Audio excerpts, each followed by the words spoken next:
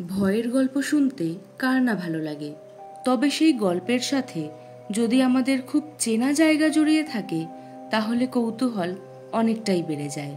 নমস্কার বন্ধুরা, আজকে আমরা জানবো আমাদের খুবই পরিচিত শহর কলকাতার 5টি হন্টেড জায়গার কথা, যেগুলি আপনার মনে আতঙ্কের দাগ কাটতে বাধ্য করবে।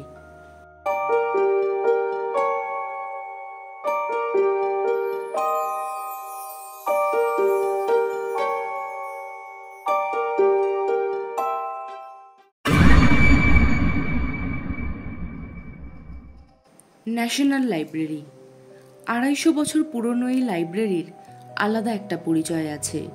সেরা কয়েকটি ভুতুড়ে স্থানের মধ্যে টপ 5-এ ন্যাশনাল লাইব্রেরির নাম উঠে আসে। যারা এখানে পড়াশোনা করতে আসে তাদের কথা অনুযায়ী পড়ার সময় হঠাৎই মনে হয় যেন ঘাড়ে গরম নিঃশ্বাস পড়ছে, কিন্তু কাউকে দেখা যায় না, শুধুমাত্র অনুভব করা যায়। নির্জন রাত্রি তো দূর, দুপুরবেলাতেই এখানে অনেক রকমের আওয়াজ শোনা যায়। মনে হয় যেন হঠাৎই পায়ের শব্দ শোনা যাচ্ছে, বই পড়ে যাওয়ার আওয়াজ শোনা যাচ্ছে, কিন্তু কোথাও কখনো কাউকে দেখা যায় না। এবং রাত্রিবেলাতে এই জায়গা আরও ভয়ঙ্কর হয়ে ওঠে।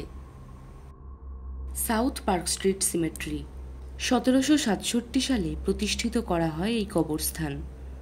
আবছা অন্ধকার, স্যাঁতস্যাঁতে দেওয়াল আর ঘন গাছপালায় ঘেরা এই কবরস্থানে গেলে একটা গা ছমছমে অনুভূতি হয়। এখানে মূলত ব্রিটিশ সৈনিকদের কবর দেওয়া হতো। এখানকার গার্ড ও আশেপাশের মানুষদের থেকে শোনা যায় রাত হলে এই স্থান আলাদাই ভয়ঙ্কর রূপ নেয়। জেগে ওঠে 100 বছর পুরনো আত্মারা। প্রচুর ঘটনা জড়িয়ে আছে এই স্থানকে ঘিরে। আপনারা চাইলে এই স্থানটি নিয়ে সেপারেট একটি ভিডিও বানাবো অবশ্যই। পুতুল বাড়ি। কলকাতার প্রাচীন এই পুতুল বাড়িকে হাউস অফ ডলসও বলা হয়ে থাকে। পুতুল বাড়ি রোমান স্টাইল আর্কিটেকচারে বানানো হয়েছিল। অনেকের কথা অনুযায়ী এই বাড়ির মালিকেরা প্রচুর মহিলাদের সাথে খারাপ কাজ করেছিল এবং হত্যাও করেছিল। এখনও মানুষ এই বাড়ির নিচের তলায় থাকে, কিন্তু ওপরের তলায় যাওয়ার সাহস পায় না। বলা হয় যে ওপরের তলায় আজও মৃত মহিলাদের আত্মারা ঘুরে বেড়ায়। নিচের তলায় যারা থাকেন তাদের কথা থেকে জানা যায় ওপরে নাকি কান্নার আওয়াজ, হাঁটা চলার আওয়াজ, নূপুর ও চুরির আওয়াজ অনেকেই পেয়েছেন। সব মিলিয়ে একটা গা ছমছমে পরিবেশ এই পুতুল বাড়িকে ঘিরে সব সময় থাকে। হাওড়া ব্রিজের ঘাট। ফুলবাজারের কাছে মল্লিক ঘাট। এই ঘাটে যারা প্রতিদিন যাতায়াত করেন তাদের মধ্যে অনেকেই বলেন রোজই এই ঘাটে কিছু না কিছু ভৌতিক ঘটনা ঘটতেই থাকে। কখনো কোনো সাদা কাপড় পরা মহিলাকে এখানে দেখা যায়, আবার কখনো মহিলার কান্নার আওয়াজ শোনা যায়। স্থানীয় বাসিন্দারা বলে যারা গঙ্গায় ডুবে মারা গেছে তাদের আত্মারাই এই ঘাটে ঘুরে বেড়ায়। রাত্রিবেলা করে এই ঘাটের পাশ দিয়ে কেউ একা যাওয়ার সাহসও করে না। Rabindra Sarobar metro station. অবাক লাগলো তাই না?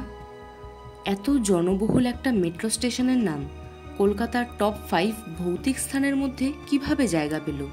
হ্যাঁ বন্ধুরা, এই স্থানকে ঘিরে লুকিয়ে আছে অনেক ভৌতিক ঘটনা। মেট্রো বা ট্রেনের লাইনে ঝাঁপ দিয়ে আত্মহত্যার কথা কোনো নতুন ব্যাপার না কলকাতায়।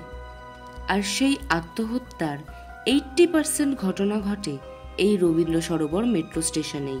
আর সেই সমস্ত আত্মহত্যা করা আত্মারাই রাত্রিবেলা এই স্টেশন চত্বরে ও লাইনে ঘুরে বেড়ায়। রাত্রিবেলা এই স্টেশনের লাস্ট মেট্রোতে যারা চড়েছেন তারা অনেকেই বলে নির্জন রাতে তারা যখন ট্রেনের জন্য অপেক্ষা করে তখন ছায়ামূর্তি দেখতে পেয়েছেন অনেকেই। কেউ দেখেছেন একজন রেইনকোট পরা উঁচু লম্বা লোককে চলন্ত মেট্রো থেকে দরজা খুলে ট্র্যাকের ওপরে ঝাঁপ দিতে। এমনকি ট্রেনের ড্রাইভারও ট্র্যাকের ওপরে কাউকে দাঁড়িয়ে থাকতে দেখেছেন। সে আর যাই হোক, সাধারণ মানুষ তো হতেই পারে না।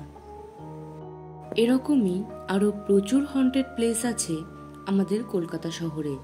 আপনারা চাইলে সেগুলি অবশ্যই শেয়ার করব অন্য একটি ভিডিওতে। আজকের এই ভিডিওটি কেমন লাগলো অবশ্যই কমেন্ট বক্সে জানান। এরকম আরও রহস্যময় ভিডিও পেতে হলে অবশ্যই চ্যানেলটিকে সাবস্ক্রাইব করে নিন। দেখা হচ্ছে পরের কোনো রহস্যময় ভিডিওতে। ততক্ষণের জন্য স্টে কানেক্টেড।